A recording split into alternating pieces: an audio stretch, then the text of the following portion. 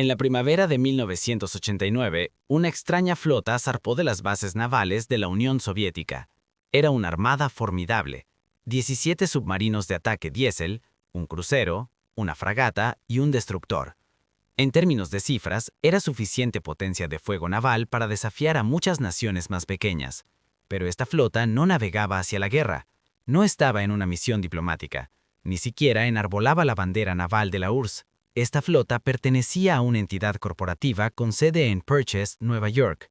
Durante un breve y surrealista periodo histórico, PepsiCo, la fabricante de agua carbonatada azucarada, poseía la sexta armada más grande del mundo. Parece una broma, una anécdota de la Guerra Fría para reírse en una cena. Pero si se desgranan las capas de esta absurda transacción, se descubre algo profundamente trágico. Encuentras el informe de la autopsia de una superpotencia. La historia de cómo una compañía de refrescos terminó al mando de una flota de buques de guerra soviéticos no es una comedia. Es la historia de una desesperación económica suprema. Es la historia de un imperio con armas nucleares que había destruido tan completamente su sistema financiero que se vio obligado a recurrir a la práctica del trueque de la Edad de Bronce solo para mantener a sus ciudadanos tranquilos con un poco de lujo occidental. Para entender cómo llegamos a este punto en 1989, tenemos que retroceder 30 años, al apogeo de la Guerra Fría y a un sofocante día de verano en Moscú, en 1959. La ocasión fue la Exposición Nacional Americana. Era un programa de intercambio cultural diseñado para descongelar las tensiones entre Estados Unidos y la URSS. Los estadounidenses construyeron un reluciente pabellón en el Parque Sokolinki lleno de las maravillas del capitalismo: televisores a color, electrodomésticos modernos, lavabajos y Cadillacs. El primer ministro soviético, Nikita Khrushchev, recorrió la exposición, cada vez más molesto. La veía como una pieza de propaganda capitalista diseñada para hacer sentir inferior al trabajador soviético. Se enfrascó en una acalorada e improvisada discusión con el vicepresidente Richard Nixon, de pie en medio de una cocina americana.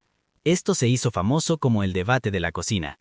Khrushchev estaba sudando, estaba furioso, gritaba sobre la superioridad del comunismo. Y de pie, cerca, observando este teatro geopolítico, estaba un hombre llamado Donald Kendall. Kendall era el jefe de la división internacional de Pepsi. Había apostado toda su carrera a que Pepsi entrara en la Unión Soviética. Sabía que si conseguía poner el producto en manos de Khrushchev, sería el golpe de marketing definitivo. Kendall cogió un vaso de papel y se sirvió una Pepsi bien fría. Contra todo protocolo, se interpuso entre el vicepresidente de Estados Unidos y el primer ministro de la Unión Soviética y le entregó la taza a Khrushchev. Khrushchev, caloroso y nervioso, dio un sorbo. Hizo una pausa, el gas le golpeó la lengua, el azúcar le subió a la cabeza. Una sonrisa se dibujó en el rostro del dictador. Terminó la taza y declaró a la prensa circundante: «Es muy refrescante». La foto del líder soviético bebiendo el ícono estadounidense dio la vuelta al mundo. Donald Kendall había ganado su apuesta, pero esto era solo una oportunidad para la foto. El verdadero trabajo requirió otros 13 años de angustiosas negociaciones. El problema no era la política. Los soviéticos querían el refresco. Querían demostrar a su pueblo que el comunismo podía ofrecer las mismas cosas buenas que el capitalismo. El problema era el dinero. La moneda soviética, el rublo, era una moneda débil. Esto significaba que no tenía ningún valor fuera de la Unión Soviética. No se podía llevar una maleta llena de rublos a un banco en Londres o Nueva York para cambiarlos por dólares o libras. Ningún banco internacional los quería. El tipo de cambio oficial, fijado por Moscú, era una ficción. En el mercado global, el papel no valía nada. Pepsi era un negocio. Necesitaban que les pagaran en moneda fuerte, dólares, para poder comprar los ingredientes del jarabe, pagar a sus accionistas y obtener ganancias. Los soviéticos no tenían dólares de sobra. Estaban en un callejón sin salida. Los soviéticos querían el producto, pero no podían pagarlo. Pepsi quería el mercado, pero no podía conseguir el efectivo. Finalmente, en 1972, llegaron a un acuerdo que parecía brillante en aquel momento. Fue un trueque. Pepsi aceptó construir plantas embotelladoras dentro de la URSS y proporcionar el concentrado secreto del jarabe. A cambio, el gobierno soviético le otorgó a Pepsi los derechos exclusivos para importar y vender vodka Stalishna en Estados Unidos. Fue un intercambio de líquido por líquido, agua azucarada estadounidense por aguardiente de patata ruso. Durante un tiempo funcionó a la perfección. Pepsi se convirtió en el primer producto de consumo occidental en venderse ampliamente tras el telón de acero. Fue una sensación para el ciudadano soviético promedio, cuya vida se definía por la monotonía gris y la escasez. Esa lata azul y roja brillante era una pequeña muestra efervescente de otro mundo. Era libertad líquida. Les encantaba. A mediados de la década de 1980, los soviéticos bebían 1 millón de porciones de Pepsi al año. Pero el plan tenía una falla. La sed del pueblo soviético por Pepsi crecía mucho más rápido que la sed del pueblo estadounidense por vodka Stalishna. Había un desequilibrio comercial masivo. Pepsi enviaba océanos de jarabe a Rusia, pero no podían vender suficiente vodka en Estados Unidos para cubrir los costos. Acumulaban millones de rublos sin valor dentro de la URSS, dinero estancado. A finales de la década de 1980, el contrato original estaba a punto de expirar. Donald Kendall, ahora director ejecutivo de PepsiCo, voló a Moscú para renegociar. Encontró un país al borde del abismo. El estancamiento económico de las décadas anteriores estaba llegando a su punto crítico. Los líderes soviéticos estaban desesperados por renovar el contrato.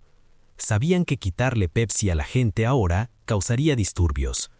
Era una de las pocas comodidades que quedaban en una sociedad en ruinas. Pero cuando Kendall preguntó cómo planeaban cerrar la enorme brecha financiera, los funcionarios soviéticos simplemente se encogieron de los hombros. No tenían dólares, no tenían más vodka que dar. Las negociaciones se prolongaron, con la fecha límite de 1989 acercándose. Kendall dejó claro que no habría mecanismo de pago, ni Pepsi. Se cerrarían los grifos del jarabe. El Kremlin entró en pánico. Necesitaban encontrar algo, cualquier cosa que una corporación occidental aceptara como pago. Revisaron su inventario como nación. Sus despensas estaban vacías de bienes de consumo. Su tecnología estaba obsoleta. Pero había algo que la Unión Soviética tenía en abundancia. Algo que habían pasado los últimos 40 años en construir a expensas de todo lo demás. Tenían armas, cantidades enormes y aterradoras de material militar. Y así, en las austeras salas de reuniones de Moscú, un funcionario soviético deslizó un papel sobre la mesa hacia los ejecutivos de Pepsi. No era un cheque, era una lista de buques de guerra. Los soviéticos proponían el negocio más descabellado del siglo XX. No podían pagar la cuenta de su refresco con dinero, así que ofrecieron pagar con la Marina soviética. En cuanto los funcionarios soviéticos pusieron la lista de inventario sobre la mesa, la sala quedó en silencio. Los ejecutivos de Pepsi, hombres acostumbrados a tratar con proveedores de latas de aluminio y futuros de jarabe de maíz, miraban el papel con incredulidad. Estaban viendo un manifiesto que pertenecía al Pentágono, no a una sala de juntas corporativa del condado de Westchester. La lista detallaba una flota de 17 submarinos de ataque diésel eléctricos, clase Proyecto 613, conocidos en la OTAN como clase Whisky, un crucero, una fragata y un destructor. Era una propuesta surrealista. La Unión Soviética, la otra mitad del orden mundial bipolar, el imperio que había aterrorizado al western con metrallas de enterrarlos con ellos, ahora ofrecía intercambiar su propio armamento militar por una licencia de refresco. Era la última humillación geopolítica disfrazada de una transacción comercial. Donald Kendall y su equipo no pestañearon. Eran hombres de negocios. No les importaba el prestigio de la Armada Soviética. Les importaba el resultado final. Rápidamente hicieron los cálculos. Los barcos eran viejos. Estaban obsoletos para los estándares de 1989, oxidándose en las frías aguas de los mares Báltico y del Norte. No iban a ser utilizados para patrullar el Atlántico para Pepsi, iban a ser vendidos como chatarra. Pepsi aceptó el trato. Al hacerlo, crearon inadvertidamente una de las estadísticas más extrañas de la historia militar. Durante las pocas semanas que tomó procesar el papeleo y transferir los títulos a un desguace noruego, PepsiCo técnicamente poseía la sexta flota de submarinos más grande del mundo. tenían más submarinos de ataque que las armadas de la India, Australia o los Países Bajos. La logística de la transferencia fue de una poesía sombría. Los submarinos, que una vez habían surcado los océanos en busca de portaaviones estadounidenses, fueron remolcados a un astillero en Noruega. Allí fueron descuartizados con sopletes. El agujero de acero de un leviatán soviético fue fundido, reciclado y quizás en un giro de suprema ironía, finalmente convertido en las mismas latas de aluminio que contendrían la Pepsi necesaria para satisfacer la sed soviética. Pero los buques de guerra eran solo la punta del iceberg. El acuerdo, valorado en aproximadamente $3 millones, fue el mayor acuerdo comercial jamás firmado entre una empresa estadounidense y la Unión Soviética. Para que las cuentas cuadraran, los soviéticos no solo vaciaron sus desguazaderos navales, sino que hipotecaron su futura capacidad industrial. El acuerdo incluía la promesa de construir 10 nuevos y enormes petroleros para Pepsi. La Unión Soviética contaba con numerosos astilleros, pero no contaba con el efectivo necesario para operarlos. Pepsi aceptó tomar posesión de estos petroleros una vez construidos. No los utilizarían para transportar refrescos, los alquilarían en el mercado internacional para transportar petróleo, obteniendo así divisas en dólares o coronas noruegas que luego podrían incluir en su propio balance. Pepsi se había convertido en un intermediario para toda la economía soviética. Actuaban como banco mercantil, chatarrero, magnate naviero y distribuidor de vodka. Todo con el único fin de vender una bebida cuya producción costaba unos pocos centavos. La noticia del acuerdo llegó a la prensa estadounidense en mayo de 1989. Causó sensación, pero en Washington, D.C. causó acidez estomacal. La administración Bush se mostró cautelosa. Se encontraban en medio de delicadas negociaciones sobre control de armas con Mali y Gorbachev. Se sentían eclipsados. El asesor de seguridad nacional Brent Scowcroft expresó su preocupación a Donald Kendall. Cuestionó la sensatez de que una empresa estadounidense participara en tratados de desarme militar con una potencia hostil. Kendall, con la euforia de la victoria, respondió con su famosa frase: «Estamos desarmando a la Unión Soviética más rápido que ustedes». Fue una respuesta ingeniosa, pero enmascaraba una realidad más oscura. El hecho de que la Unión Soviética estuviera dispuesta a intercambiar sus propios buques de guerra por refrescos no era señal de un deshielo en las relaciones, era señal de una venta de liquidación. Una superpotencia no vende su armada por agua azucarada a menos que esté desesperada. La economía soviética en 1989 estaba en caída libre. El rublo experimentaba hiperinflación. El déficit presupuestario se estaba descontrolando debido al colapso de los precios del petróleo y a la desastrosa guerra en Afganistán. La economía planificada dejaba de controlar nada. Las cadenas de suministros estaban rotas. En las calles de Moscú, la realidad de este colapso era visible en los ojos de la gente. No les importaban los submarinos, les importaba que los supermercados estuvieran vacíos. Hacían cola durante 6 horas para comprar una barra de pan gris o un cartón de leche. Lo único que parecía estar disponible, el único toque de color en el gris paisaje, eran los kioscos de Pepsi. Pepsi se había convertido en algo más que una bebida, era un símbolo de estatus, era un símbolo del occidente, de un mundo donde todo funcionaba, donde los envases eran brillantes y relucientes, y donde la vida era dulce. El gobierno soviético lo sabía. Sabían que si se acababa la Pepsi, la gente podría finalmente estallar. El acuerdo con Kendall no era solo comercial, era para controlar disturbios. Estaban intercambiando submarinos por estabilidad social. El acuerdo del siglo, como lo llamó la prensa económica, se firmó con champagne, toasts and smiles. Pepsi esperaba duplicar sus plantas embotelladoras en la URSS. Proyectaron millones de ingresos futuros. Creían haber asegurado el monopolio del mayor mercado de consumo sin explotar del mundo durante el próximo siglo. Pero los acuerdos comerciales dependen de la estabilidad. Se basan en la suposición de que el gobierno que firma el contrato hoy seguirá siendo el gobierno al mando mañana. Donald Kendall y los ejecutivos de Pepsi miraron los mapas en la pared del Kremlin y asumieron que esas fronteras eran permanentes. Asumieron que la URSS era una entidad fija. Se equivocaron. Mientras la tinta se secaba en los contratos de 1989, las placas tectónicas de la historia se movían bajo sus pies. El muro de Berlín estaba a solo unos meses de caer. Los estados satélite de Europa del Este, Polonia, Hungría y Checoslovaquia, comenzaban a separarse de la órbita de Moscú.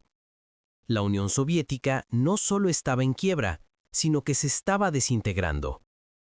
El acuerdo que Pepsi había estructurado se basaba en un Estado soviético centralizado que podía controlar recursos de Ucrania, construir barcos en Rusia y distribuir refrescos en los países bálticos. Pero ese Estado centralizado se estaba evaporando. Pepsi había comprado una flota, pero se la había comprado a un fantasma. Habían apostado su futuro financiero a un socio que estaba a punto de suicidarse. Los barcos eran reales, el acero era real, pero el país que prometía pagar el resto de la factura estaba a punto de desaparecer de la faz de la tierra. La euforia del momento de la Armada Pepsi cegó a todos ante el caos que se avecinaba. Nadie en Nueva York tenía un plan de contingencia sobre qué hacer si la Unión Soviética simplemente dejaba de existir. Estaban a punto de aprender que en el caos de un imperio en colapso, un contrato es solo un trozo de papel, y un acuerdo comercial puede convertirse en una pesadilla geopolítica de la noche a la mañana.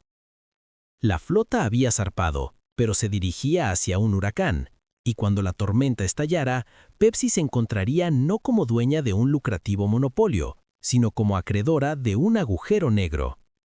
El mayor acuerdo de trueque de la historia estaba a punto de colisionar con el mayor colapso geopolítico del siglo XX.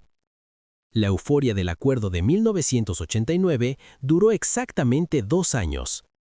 En agosto de 1991, los intransigentes del Partido Comunista lanzaron un golpe de Estado contra Mikhail Gorbachev. Los tanques irrumpieron en la Plaza Roja. El golpe fracasó, pero la autoridad del gobierno central se evaporó. El 25 de diciembre de 1991, la bandera roja del Kremlin se arrió por última vez. La Unión Soviética dejó de existir. Para el mundo, este fue un momento de liberación. Para Donald Kendall y los ejecutivos de PepsiCo, fue una pesadilla legal y logística de proporciones bíblicas. Se despertaron a la mañana siguiente y se dieron cuenta de que el acuerdo del siglo no valía nada. El contrato que habían firmado era con el Ministerio de Comercio de la URSS, pero ya no existía el Ministerio de Comercio. No existía la URSS. En cambio, había 15 naciones independientes en disputa, muchas de las cuales se odiaban entre sí. El imperio de Pepsi quedó repentinamente varando en fronteras que ayer no existían.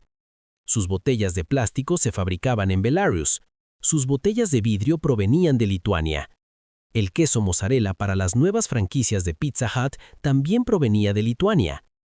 Los astilleros que construían sus petroleros estaban en Ucrania y la sede en Rusia. Bajo el sistema soviético, todo esto era un mercado interno sin fisuras. Moscú dio una orden y la mercancía se trasladó.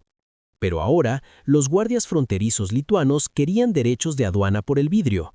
Los belarianos exigieron pago en divisas por el plástico. Los ucranianos tomaron los astilleros y declararon que todo lo que contenían, incluyendo los barcos prometidos a Pepsi, era ahora propiedad soberana del nuevo Estado ucraniano. La flota de Pepsi, que había sido noticia en todo el mundo, se convirtió en la flota fantasma. Los 10 enormes petroleros, que se suponía serían el ancla financiera de todo el acuerdo de $3.000 millones, quedaron secuestrados en el Mar Negro. El gobierno ucraniano revisó el contrato firmado por Moscú y en esencia dijo: «Esta no es nuestra firma». Querían un nuevo acuerdo, querían dinero. PepsiCo se encontraba en medio de un divorcio geopolítico. Estaban en apuros. Los ejecutivos tuvieron que volar de Kiev a Minsk y luego a Vilnius, intentando reconstruir una cadena de suministro que se había roto en 1000 pedazos. Ya no trataban con burócratas grises de traje, trataban con caudillos, nacionalistas y empresarios recién llegados que portaban armas en la cintura. La cosa llegó a las calles. La economía rusa en 1992 y 1993 sufrió terapia de choque. Se levantaron los controles de precios, la hiperinflación se disparó. El rublo que Pepsi había acumulado a montones se volvió menos valioso que el papel higiénico. En la década de 1980, una botella de Pepsi costaba 45 cópex. Para 1993 costaba miles de rublos. Pero el precio no importaba, porque el dinero no significaba nada. Pepsi no podía convertir sus ganancias en nada útil. Generaban ventas masivas en moneda local, pero en términos del dólar, la única métrica que importaba a Wall Street, estaban perdiendo. Y luego estaba el problema del vodka. El acuerdo original dependía de que Pepsi tuviera los derechos exclusivos para vender vodka Stalichna en Estados Unidos. Pero con el colapso del Estado central, las destilerías de vodka fueron privatizadas, o mejor dicho, fueron robadas. La marca Stoli, que una vez fue la joya de la corona de las exportaciones soviéticas, se convirtió en una competencia campestre. Las fábricas de toda Rusia comenzaron a producir licor barato y de baja calidad y a etiquetarlo con la etiqueta Stoli. El mercado se inundó de falsificaciones. Pepsi intentaba vender un producto premium en Estados Unidos, pero en Rusia, los mafiosos vendían imitaciones por muy poco dinero. Las batallas legales sobre la propiedad real de la marca paralizaron el flujo de vodka hacia Occidente. El circuito de trueque se rompió. Sin barcos, sin ingresos por vodka, solo miles de millones de rublos sin valor y una infraestructura en ruinas. Pero el aspecto más surrealista de este colapso se desarrolló en un restaurante. Como parte de la expansión, PepsiCo había abierto la primera Pizza Hut en Moscú. Fue un éxito. La gente hacía cola durante horas, pero mantenerla abierta requería un milagro logístico, porque el sistema agrícola soviético se había derrumbado. PepsiCo no podía encontrar ingredientes decentes. La harina local era demasiado granulosa, la carne local era gris, y el queso, la Unión Soviética no fabricaba mozzarella. Para mantener la autenticidad de las pizzas, Pepsi tuvo que construir una cadena de suministro global que parecía una operación militar. Importaban harina de Francia, importaban salsa de tomate de Italia, establecieron una ruta comercial exclusiva para llevar queso de Lituania a Moscú, sorteando puestos de control donde los sobornos eran el único peaje aceptado. Por un breve instante, Pizza Hut fue una de las pocas instituciones que funcionaban en Rusia. Era una isla de estabilidad donde se podía conseguir una comida caliente, siempre que se pudiera pagar en moneda fuerte o mediante trueque. Se convirtió en un centro para la nueva élite, los nuevos rusos, que se enriquecían saqueando los bienes estatales. Fue allí, en las cabinas de una Pizza Hut, entre el olor a pepperoni importado y el sonido de la gaseosa Pepsi, donde se estaba formando la nueva realidad de Rusia. No era la utopía democrática capitalista que Occidente esperaba, era una cleptocracia. Los gerentes de las fábricas estatales que embotellaban Pepsi se dieron cuenta de que nadie vigilaba la tienda. Los planificadores centrales habían desaparecido, así que en la práctica robaron las fábricas, las privatizaron. PepsiCo tuvo que renegociar contratos no con un ministro, sino con el hombre que antes era el gerente de la planta, que ahora actuaba como un señor feudal. A estos nuevos dueños no les importaban los contratos a largo plazo ni el derecho internacional. Querían dinero por adelantado en maletines. El sueño del acuerdo del siglo era morir de 1000 cortes. Los submarinos habían sido desguazados. Su metal se vendía por una miseria que apenas cubría el costo de remolcarlos. Los petroleros estaban atrapados en un limbo legal. El vodka estaba en peligro. A mediados de la década de 1990, la ventaja única Pepsi lo había disfrutado. El monopolio había desaparecido. Coca-Cola había llegado. Mientras Pepsi se encontraba atascada intentando arreglar sus acuerdos de trueque rotos y rescatar su flota, Coca-Cola irrumpió con dinero en efectivo. No tenían el bagaje de la era soviética. Construyeron nuevas fábricas desde cero. Inundaron las ondas de radio con publicidad. Pintaron de rojo las calles grises de Moscú. El pueblo ruso, ansioso por desprenderse de su pasado soviético, comenzó a ver a Pepsi como la bebida de siempre. Era la bebida de la era Brezhnev, la bebida del estancamiento. Coca-Cola era la bebida de la nueva libertad salvaje y peligrosa. En tan solo unos años, la ventaja de décadas de Pepsi se esfumó. Habían intercambiado buques de guerra y navegado los pasillos del Kremlin, pero estaban siendo derrotados por una simple campaña de marketing y un suministro de dólares reales. La flota de Pepsi, otrora símbolo de la diplomacia corporativa innovadora, se había convertido en un lastre. Era el recordatorio de un mundo que ya no existía. La compañía se encontraba atrapada en la ruina de un imperio, pero la gota que colmó el vaso provino del propio caos geopolítico. Mientras Rusia se hundía en la Primera Guerra Chechena y la ruina económica, los activos que Pepsi creía haber conseguido, los barcos físicos, se convirtieron en peones de un juego mucho mayor. El gobierno ucraniano, desesperado por dinero y afirmando su independencia de Rusia, finalmente se apoderó de los petroleros que Pepsi esperaba. No solo los retuvieron como rehenes, sino que los vendieron. Los barcos que se suponía que pagarían una generación de refrescos fueron vendidos a otros compradores o absorbidos por navieras nacionales. Pepsi se quedó en el muelle con un contrato firmado por un muerto de un país muerto. La economía de trueque falló. La transición al capitalismo no fue un apretón de manos, fue un asalto. Y PepsiCo aprendía a las malas que en las ruinas de una superpotencia, la posesión es 10% de la ley. Para finales de la década de 1990, la Armada Pepsi había desaparecido prácticamente. Los submarinos eran hojas de rasura, el crucero y el destructor, chatarra oxidada. Los petroleros navegaban bajo barcas diferentes, generando ingresos para los oligarcas ucranianos, no para los accionistas estadounidenses. La gran flota, que una vez fue la sexta más grande del mundo, solo existía en leyendas corporativas y amortizaciones contables. Pero aunque los barcos físicos habían desaparecido, el legado del acuerdo perduraba como una advertencia. PepsiCo finalmente estabilizó su posición en Rusia, pero el sueño de dominio total había terminado. Tuvieron que luchar por cada centímetro de cuota de mercado contra Coca-Cola, jugando con las reglas habituales en un mercado que era todo menos normal. El símbolo definitivo de esta nueva era llegó en 1997, en un anuncio que quizás sea la pieza de metraje más extraña jamás filmada. Presentaba al mismísimo Mikhail Gorbachev, el hombre que había gobernado la Unión Soviética, el hombre que había comandado los ejércitos que la flota de Pepsi debía apoyar. Era ahora un ciudadano común. Necesitaba dinero. Su pensión del Estado ruso era inservible debido a la hiperinflación, así que aceptó protagonizar un anuncio de Pizza Hut. El anuncio muestra a Gorbachev entrando en un Pizza Hut en Moscú con su nieta. Una familia en una mesa cercana lo ve. Empiezan a discutir. «Por su culpa tenemos confusión económica», grita el padre. «Por su culpa tenemos oportunidades», responde el hijo. «Por su culpa tenemos inestabilidad política. Gracias a él tenemos libertad». La discusión se intensifica hasta que interviene la abuela. Señala la pizza. «Gracias a él tenemos muchas cosas, como Pizza Hut». La familia se detiene. Asienten. Levantan sus porciones de pizza y gritan, «¡Viva Gorbachev!». Es una escena surrealista, casi desgarradora. El líder de una superpotencia reducido a un vendedor de comida rápida, vendiendo su legado por una rebanada de pepperoni. Encapsulaba a la perfección la victoria del capitalismo de consumo sobre la ideología soviética. Los buques de guerra no importaban. Los misiles nucleares no importaban. Al final, lo único que importaba era la pizza. Pero en retrospectiva, la historia de la flota de Pepsi nos dice algo profundo sobre la naturaleza del dinero y el valor. La Unión Soviética colapsó porque olvidó lo que era el dinero.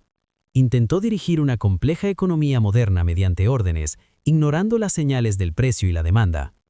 Cuando eso falló, se recurrió al trueque primitivo de barcos por jarabe. PepsiCo, por otro lado, entendía el dinero demasiado bien. Vieron valor donde otros veían basura. Estaban dispuestos a realizar acrobacias financieras que marearían a un gestor de fondos de cobertura moderno. Pero incluso ellos fueron derrotados por el caos del colapso del Estado. Aprendieron que un contrato requiere un gobierno para hacerlo cumplir. Sin Estado, no hay mercado, solo saqueo. Hoy en día, la historia de la Armada de Pepsi se cuenta a menudo como una anécdota divertida. ¿Recuerdan cuando una empresa de refrescos tenía submarinos? Pero en realidad es una historia sobre la fragilidad del poder. Los submarinos soviéticos se construyeron para destruir Occidente. Eran la máxima expresión del poder industrial soviético. Y sin embargo, terminaron sus vidas intercambiados por agua azucarada, desguazados para pagar una fugaz muestra del estilo de vida del enemigo. Resulta que el arma más poderosa de la Guerra Fría no fue el misil balístico intercontinental ni el tanque T-72. Fue el Blue Jean, el disco de rock and roll y la lata de refresco. El pueblo soviético no se rebeló porque quería una democracia en abstracto. Se rebeló porque quería una vida normal. quería lo que el resto del mundo tenía. Pepsi no derrotó a la Unión Soviética, pero la desesperada necesidad de Pepsi y todo lo que representaba reveló la vacuidad del sistema soviético. La flota fue el precio que la URSS pagó por su fracaso. Al observar el mundo actual, donde las sanciones y las guerras comerciales vuelven a ser las herramientas de la geopolítica, la historia de Pepsi nos recuerda que las economías no son solo números en una pantalla, son seres vivos que respiran, hechos de deseos humanos. Y cuando un gobierno ya no puede satisfacer esos deseos, ningún buque de guerra puede salvarlo. Los submarinos desaparecieron, la Unión Soviética desapareció, pero en algún lugar en Rusia, un adolescente abre una lata de refresco, y en ese simple acto se puede escuchar el eco del imperio que vendió su espada para comprar una bebida. Soy John, y este es el canal de Historias Cinematográficas. Suscríbete ahora para estar a la vanguardia, porque cuando se escriban los libros de historia, querrás estar entre los pocos que la vieron.